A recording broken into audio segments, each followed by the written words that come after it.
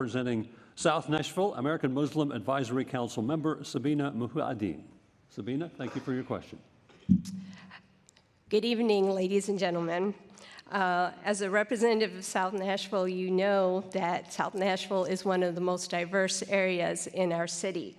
So my question to you is, how familiar are you with the 2023 Inclusivics report by Metro Human Relations, which highlights the underrepresentation of diverse ethnic and racial groups, particularly those in lower income brackets in Metro's workforce, despite the city's growing diversity? As a mayoral candidate, what specific actions do you plan to take to promote equity and representation in Metro's workforce? Thank you, Ms. Muhuddin. Ms. Hurt, we begin with you. You are absolutely right. Nashville is the most diverse community, and we have to change that. I said 4 years ago that Southeast Nashville is the new North Nashville, and we have done things by design to make sure that that community in Southeast, just like in North Nashville, was not on the same level as others.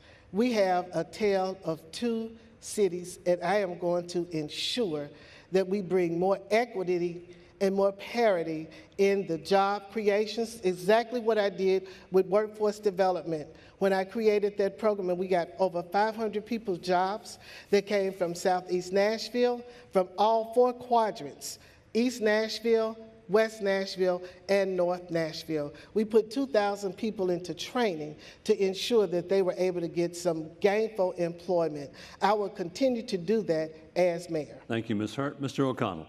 Thanks. This is a really important question because I think it speaks to how our government reflects this room, so much of the city.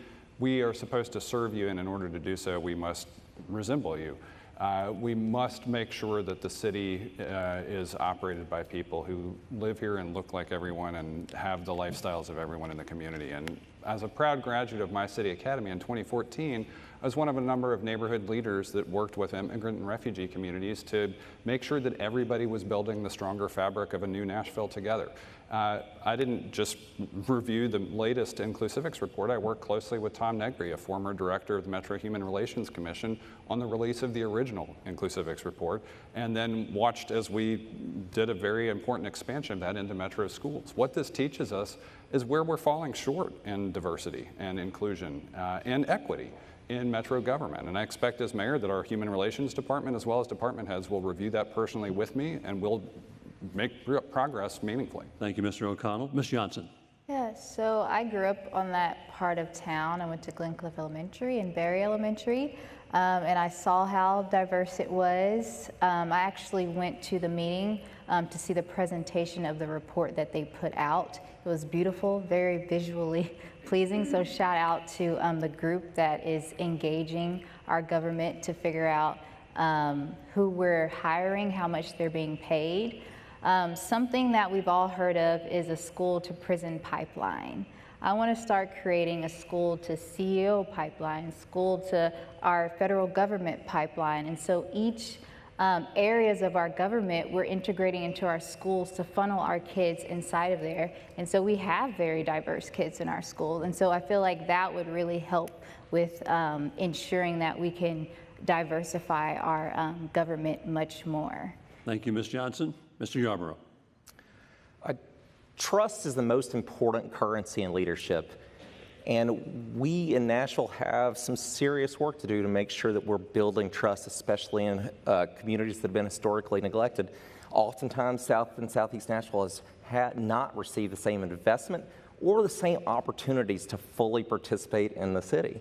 I've represented that part of the county for the last decade, and I know that we've got the talent there. If you do any of the research, you know that public education, government services, public health all work better when the workforce actually reflects the diversity of the community. And so we have to prioritize opening the starting from the top in the leadership of the mayor's office and all the way through from department heads through the departments to make sure that we've got pathways to ensure that we've got the diverse workforce and talented, qualified workforce that we need to actually do the city's work in the best manner possible and to build trust across our community. Thank you, Mr. Yarborough. Ms. Campbell?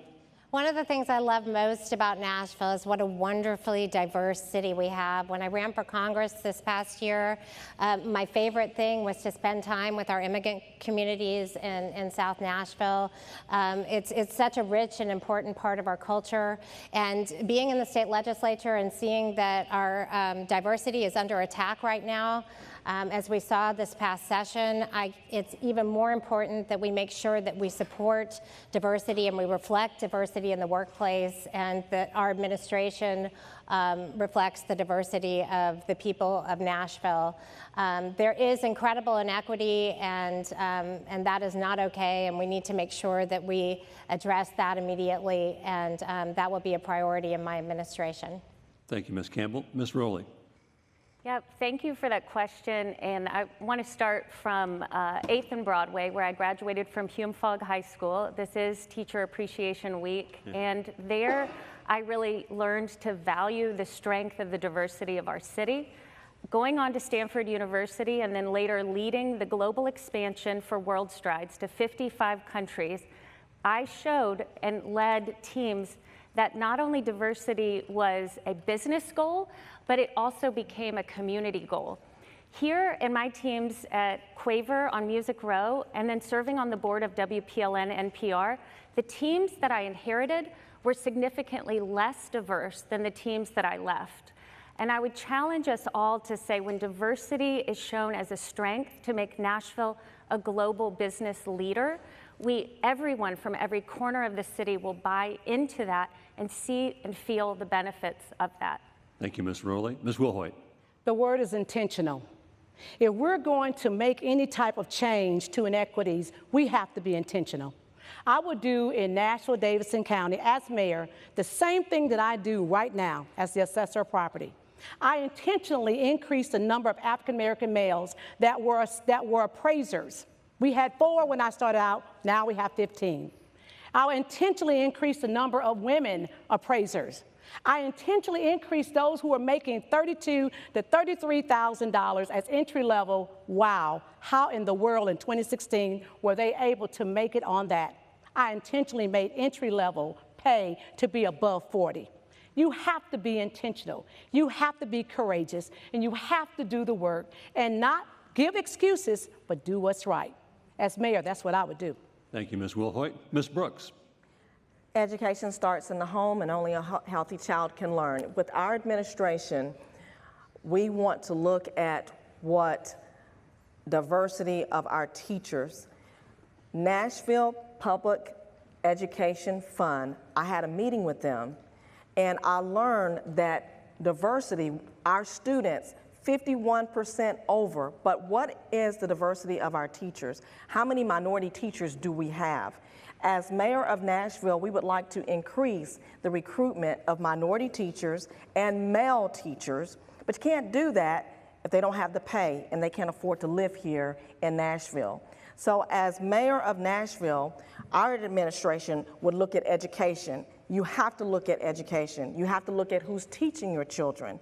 And with such a diverse community, especially in the South Nashville area, our administration would concentrate on finding minority teachers and male teachers in recruitment. Thank you, Ms. Brooks. Mr. Gingrich? Anybody who's run a large organization will tell you you get to better decisions if you surround yourself with people who are not necessarily like you, whether or not that is life experience, race, gender, or sexual orientation. That's easy for me to say. The question is, what did I actually do when I had a chance? And in my former employer, I set up our first DEI office, our first diversity recruiting effort. We set up metrics for all of our senior people in terms of what they had to achieve. The Nashville Business Journal wrote an editorial saying Jim Gingrich must be lonely. That's because I was the first business leader to stand up and speak out against a bill from our state legislature that I thought was discriminatory. That is proof as to what I will do as your mayor. This is an important issue. We need to lift up everybody. And we have further work to do, not just in Metro government, but across our city. Thank you, Mr. Gingrich. Mr. Wilson. Thank you. Mr. Wilson, sorry. Thank you for what you do for our community. Nashville is richer because of the diversity in our city. I grew up in Nashville, as you probably know, and I went to Aiken Elementary School. It was an English as a second language school, and so my friends came from all over the world, and I was richer for that experience. Nashville was not that diverse, though, when I was growing up. I think only 2% of the population of Davidson County was born outside the United States in the year 2000, and today it's 14%. That increasing diversity has added to the richness of our city. It is important for the government to reflect the people it serves. The city serves the citizens. My administration will reflect the beautiful diversity of our city, because that's the best way to serve the folks who are citizens with us. You have to be intentional about it. You have to reach out, ask folks, work with folks, and be thoughtful and intentional about adding folks not just at junior levels, but throughout the administration, top to bottom. Thank you, Mr. Wiltshire, and thank you, candidates.